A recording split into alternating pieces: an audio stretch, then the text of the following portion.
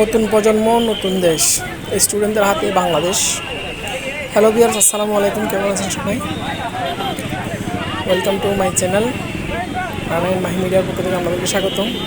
আসলে ছাত্ররা শুধু দেশই স্বাধীন করছে না, তারা দেশের কিন্তু সাজাইতেছে বিভিন্ন চত্বরে চত্বরে এরকমভাবে রং দিয়ে সুন্দরভাবে সাজিয়ে চত্বরের নাম পর্যন্ত লিখে দিতেছে।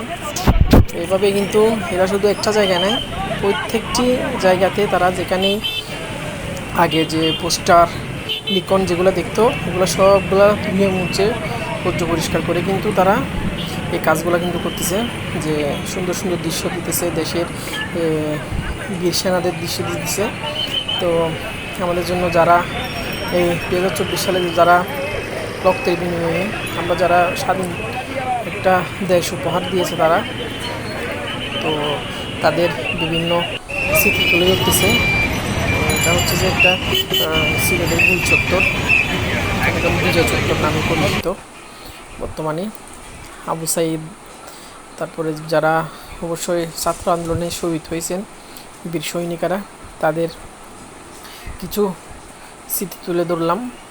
এরাই কিন্তু আমাদের জন্য শহীদ হয়ে গেছেন, আমাদের দেশকে সুন্দর দেশে পরিণত করার জন্য তাদের রক্তের বিনিময়ে। তো বিভিন্ন জায়গায় কিন্তু এখন এদেরকে শহীদ হওয়ার পরে কিন্তু এদেরকে বিভিন্নভাবে দেখা যেতেছে। তো সবাই এদের জন্য অবশ্যই দোয়া করবেন, ভালো থাকবেন। আমার ভিডিওটি ভালো লাগলে লাইক শেয়ার করবেন এবং আমার চ্যানেলটা অবশ্যই সাবস্ক্রাইব করবেন, আমার সাথে থাকবেন আরও যাতে সুন্দর সুন্দর আপনাদেরকে ভিডিও উপহার দিতে পারি। এবং বেল আইকনটি বাজাতে ভুলবেন না, যাতে প্রথম ভিডিও আপনার সাথে চলে আসে। আসসালামু আলাইকুম।